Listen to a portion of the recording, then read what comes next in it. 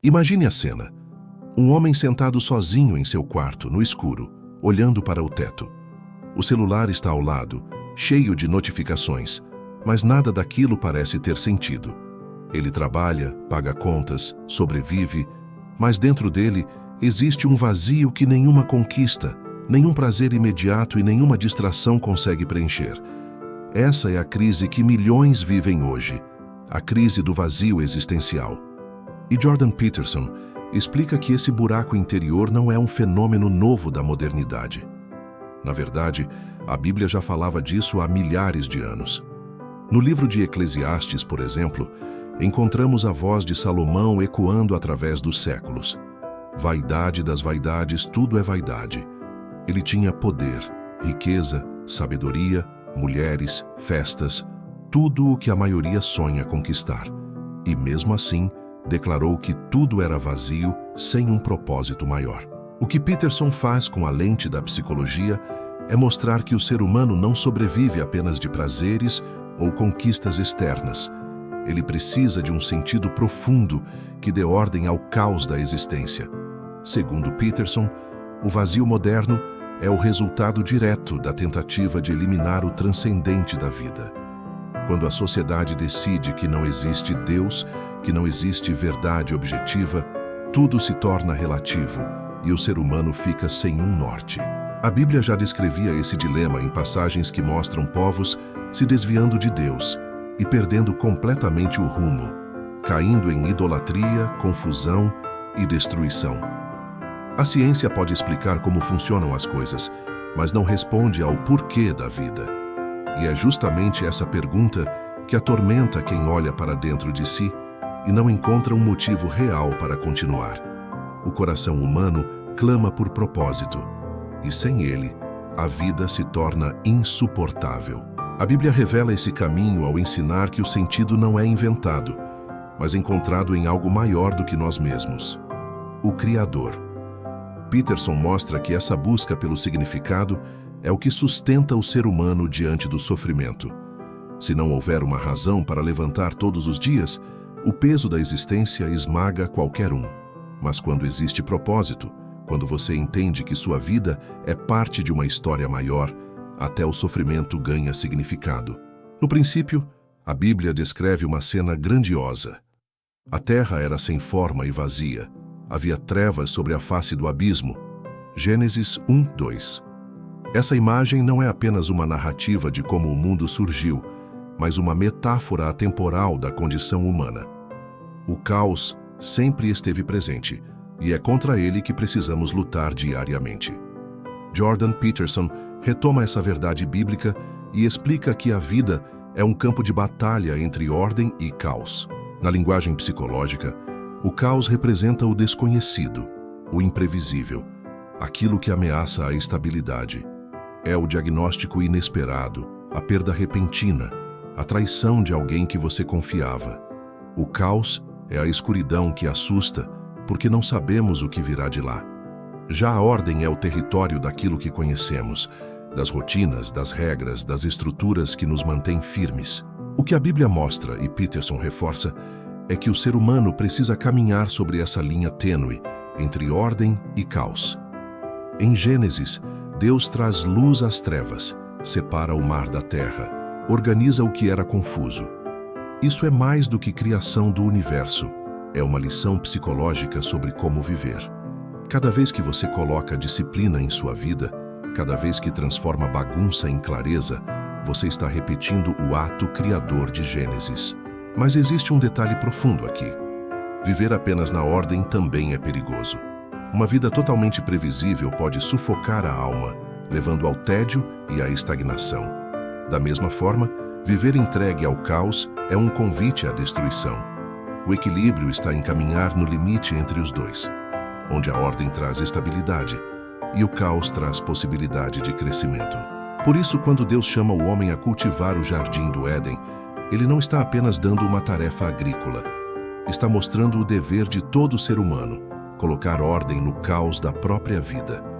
Se a sua mente está desorganizada, se sua casa é um reflexo da confusão interna, se suas emoções estão sempre em guerra, a primeira responsabilidade é imitar o Criador, separar luz de trevas e dar nome às coisas. Peterson explica que esse movimento é universal. Quem busca sentido precisa aprender a viver nessa dança entre o conhecido e o desconhecido. O que a Bíblia já revelava há séculos é que essa não é apenas uma estratégia prática, mas a própria essência da vida. A cena no Éden é uma das mais conhecidas da Bíblia. Adão e Eva diante da árvore, a serpente oferecendo o fruto proibido, a escolha feita, e em seguida, a vergonha, o medo e a fuga. Mas Jordan Peterson mostra que por trás dessa narrativa existe uma lição psicológica poderosa: a tentação de negar responsabilidade e transferir culpa. Quando Deus confronta Adão, sua resposta é quase infantil. A mulher que tu me deste por companheira, ela me deu da árvore e eu comi. Gênesis 3:12. Em outras palavras, Adão não assume nada. Ele coloca a culpa em Eva e, indiretamente, até no próprio Deus. Eva, por sua vez, aponta para a serpente. A serpente me enganou. Ninguém assume o peso do próprio ato. Esse é o retrato perfeito da natureza humana diante do erro. Culpar o outro, culpar o sistema, culpar as circunstâncias, qualquer coisa, menos reconhecer a própria responsabilidade. Peterson explica que essa é uma das maiores causas de sofrimento moderno. Quando o indivíduo terceiriza sua dor, ele também terceiriza o poder de transformação. Enquanto você acreditar que sua vida está do jeito que está por causa dos outros, você nunca terá controle para mudar. A Bíblia revela isso desde o início. A queda do homem não está apenas no ato de comer o fruto, mas principalmente na recusa de assumir a responsabilidade pelo que foi feito. Assumir responsabilidade é doloroso, porque significa encarar a verdade nua e crua. Você errou, você escolheu, você poderia ter feito diferente. Mas é justamente nesse ato de coragem que nasce a possibilidade de redenção. O arrependimento bíblico não é um sentimento de culpa eterna.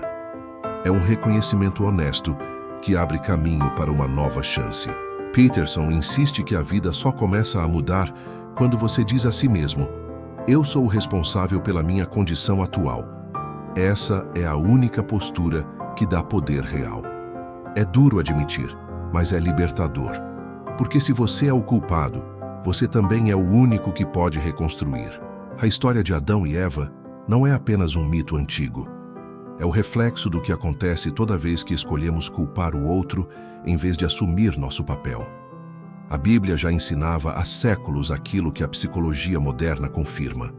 A transformação começa quando a responsabilidade deixa de ser negada e passa a ser abraçada. Caim e Abel, dois irmãos oferecendo sacrifícios ao mesmo Deus, mas recebendo respostas diferentes.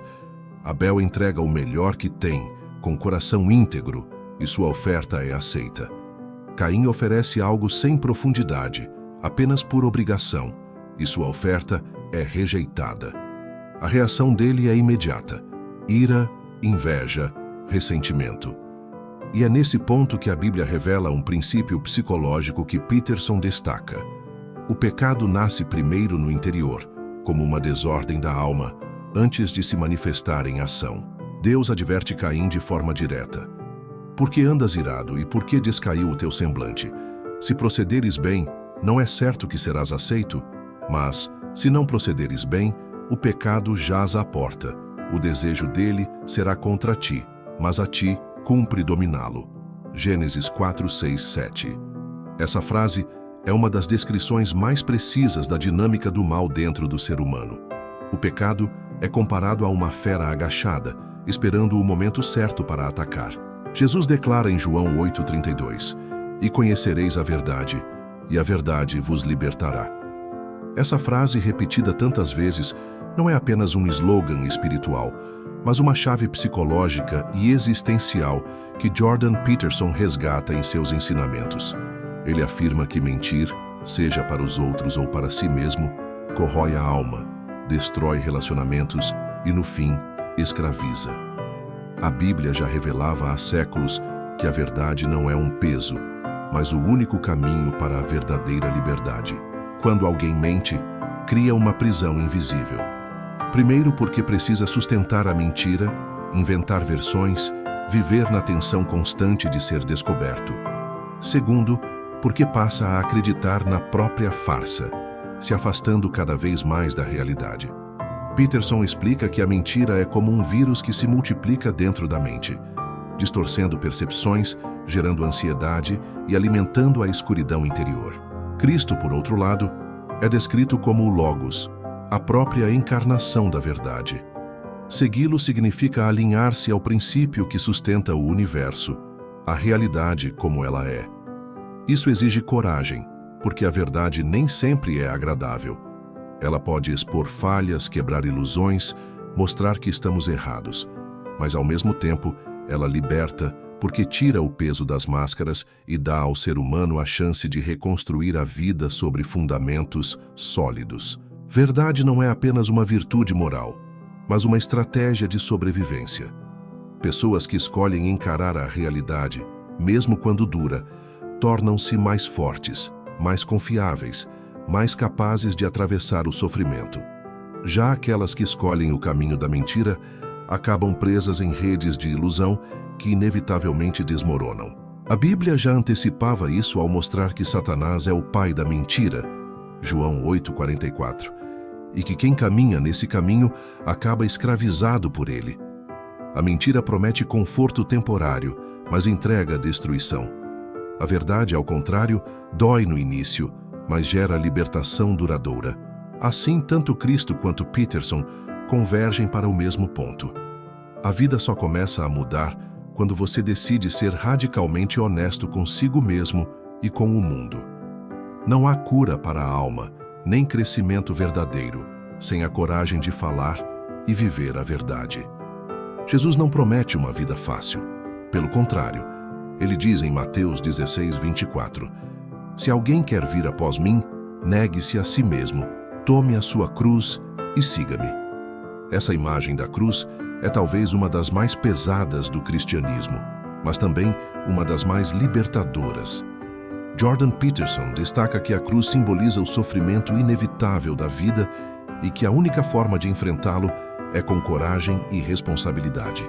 O sofrimento é parte inseparável da existência. Ninguém escapa dele. Doenças, perdas, fracassos, injustiças. A Bíblia nunca esconde isso. Ao contrário, revela que o mundo está marcado pela dor desde a queda. O erro da mentalidade moderna, explica Peterson, é acreditar que a felicidade é o objetivo final da vida, como se fosse possível viver sem dor. Quando a dor chega, e ela sempre chega, a pessoa se desespera, se rebela, se afunda. A mensagem da cruz é outra. O sofrimento não é apenas um fardo a ser suportado, mas uma oportunidade de transformação. Cristo mostra isso ao carregar a própria cruz até o Calvário, não fugindo do destino, mas abraçando-o por amor. Essa atitude é o oposto do vitimismo. É a aceitação de que a dor pode se tornar o lugar onde o caráter é forjado e onde a vida ganha significado mais profundo. A vida começa a mudar quando você escolhe o fardo mais pesado que é capaz de carregar e o assume de frente. Evitar o sofrimento só aumenta o caos. Encará-lo, por outro lado, dá força, dignidade e até um certo brilho de vitória. A cruz, no fundo, é um chamado a não fugir daquilo que precisa ser enfrentado. Assim, tanto a psicologia quanto a Bíblia convergem. Quem tenta escapar da dor se perde em vícios, mentiras e ilusões. Mas quem aceita carregar sua cruz descobre uma liberdade inesperada. O sofrimento deixa de ser apenas destruição e passa a ser o caminho da redenção. Quando Deus ordena a Noé que construa a arca, a cena pode parecer apenas uma história infantil sobre animais entrando 2 a 2. Mas Jordan Peterson chama a atenção para o que está por trás. A arca é a representação de ordem, hierarquia e disciplina diante do caos. O mundo de Noé estava em completa corrupção e violência. A sociedade havia perdido seus fundamentos e a consequência seria o dilúvio, símbolo da destruição que sempre vem quando a desordem se torna incontrolável. A solução divina não foi mágica, mas prática. Noé deveria construir com paciência e precisão uma arca capaz de suportar a tempestade. Peterson observa que isso carrega um ensinamento psicológico profundo. A vida é cheia de dilúvios, crises econômicas, perdas pessoais, colapsos sociais. A única forma de atravessá-los é ter uma arca construída com disciplina e hierarquia. Assim como Noé precisou seguir instruções detalhadas, cada pessoa precisa estruturar sua vida com responsabilidade, organizar o tempo, o trabalho, a família, a espiritualidade. A presença dos animais também não é aleatória. Eles entram em pares em ordem, representando a preservação da criação e o respeito à diversidade da vida. Nada é caótico ali. Tudo segue um padrão. Isso mostra que a ordem divina não é opressão, mas harmonia. Na linguagem de Peterson, a hierarquia é inevitável. O problema não é a hierarquia em si, mas a corrupção dela. A arca é um exemplo de hierarquia bem estruturada. Cada coisa em seu lugar, cada função com propósito. Sem isso, não haveria sobrevivência. A Bíblia já ensinava há séculos que sociedades e famílias que rejeitam a ordem acabam submersas no caos. E o contrário também é verdadeiro. Quando existe hierarquia saudável e disciplina, até os dilúvios mais furiosos podem ser vencidos.